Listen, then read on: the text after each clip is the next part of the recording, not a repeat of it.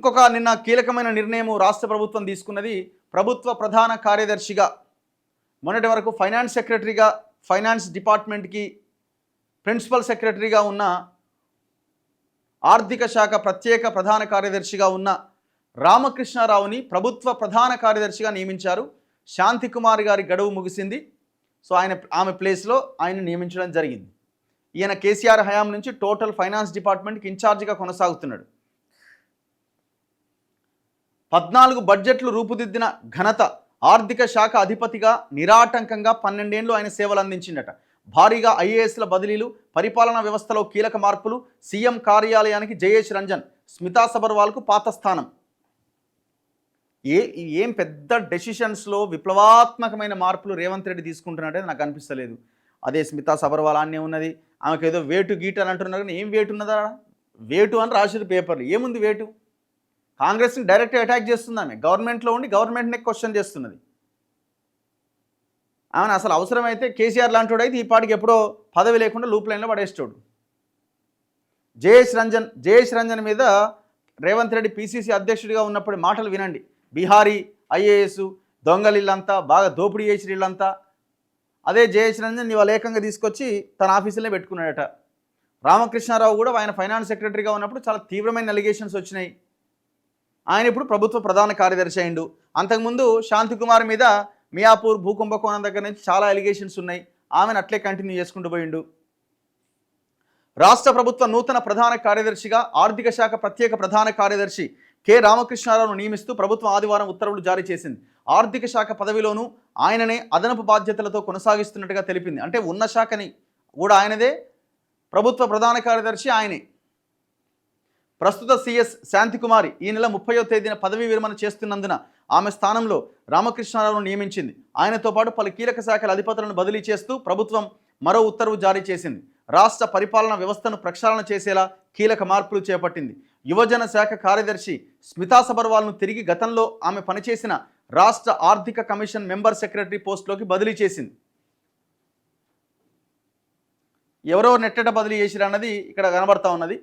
గచ్చిబౌలి భూముల విషయంలో ఇటీవల ఆమె సోషల్ మీడియాలో చేసిన రీపోస్ట్ పైన వివాదం తలెత్తిన సంగతి తెలిసిందే. ప్రభుత్వానికి వ్యతిరేకంగా ఎందుకు పనిచేస్తున్నారని ఆమె పైన తీవ్ర విమర్శలు వస్తున్నందున తిరిగి సచివాలయం బయట ఉండే ఆర్థిక కమిషన్ కార్యాలయానికి బదిలీ చేసింది. అంటే సెక్రటేరియట్కి ఇక రాదామె.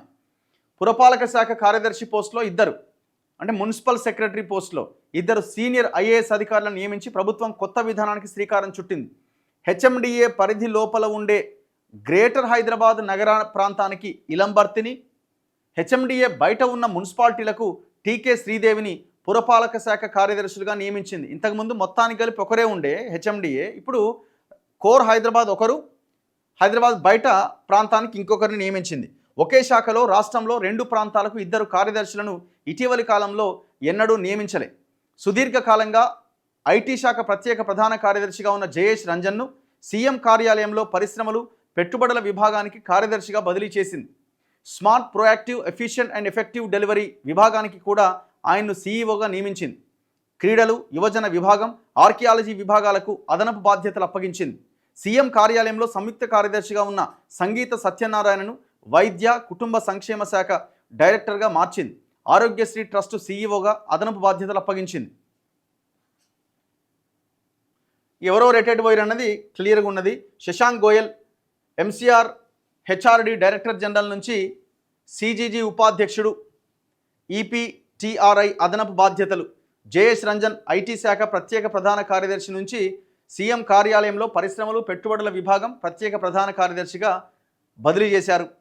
సంజయ్ కుమార్ కార్మిక శాఖ ప్రత్యేక ప్రధాన కార్యదర్శి ఉన్న పోస్ట్ నుంచి ఐటీ శాఖ ప్రత్యేక ప్రధాన కార్యదర్శి చేశారు.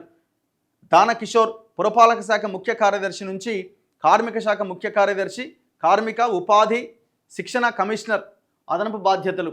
స్మితా సబర్వాల్ యువజన పర్యాటక శాఖ కార్యదర్శి నుంచి ఆర్థిక కమిషన్ మెంబర్ సెక్రటరీ. టీకే శ్రీదేవి పురపాలక శాఖ కమిషనర్ నుంచి పురపాలక శాఖ కార్యదర్శి.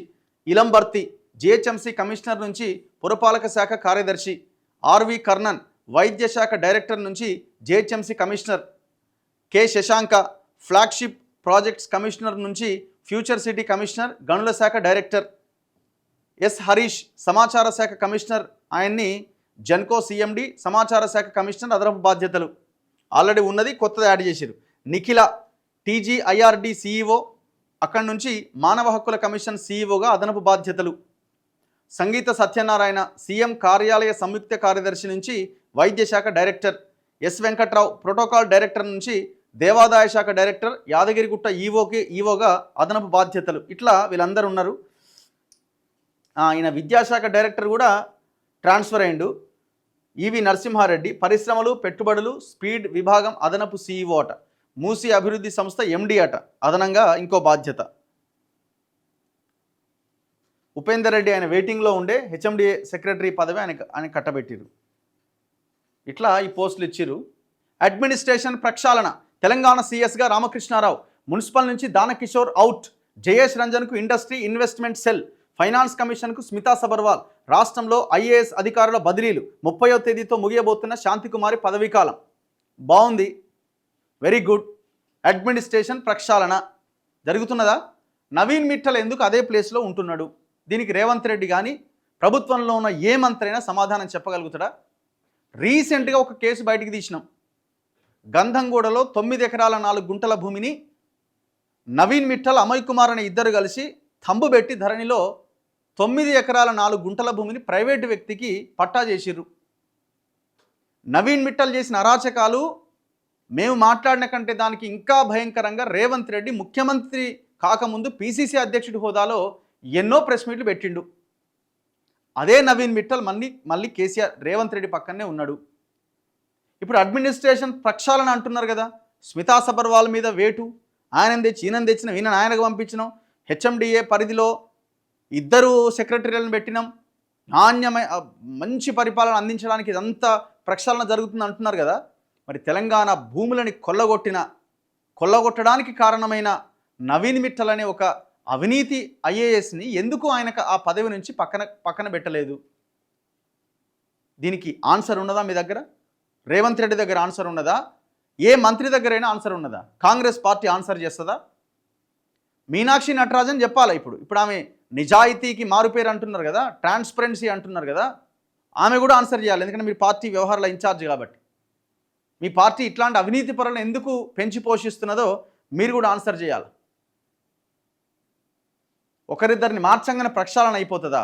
మీకు కావలసిన వాళ్ళు, మీకు వద్దనుకున్న వాళ్ళని మారుస్తారు. మీకు అనుకూలంగా ఉన్నవాడు ఎంత అవినీతి పరుడైనా అక్కడే ఉంటాడు. దానికి పర్ఫెక్ట్ ఎగ్జాంపుల్ నవీన్ మిట్టల్. ఏ పేపర్ అయినా రాస్తుందా? ఏ పేపర్ అయినా మరి నవీన్ మిట్టల్ అనేటప్పుడు ఎందుకు చేంజ్ చేయలేదని రాస్తుందా?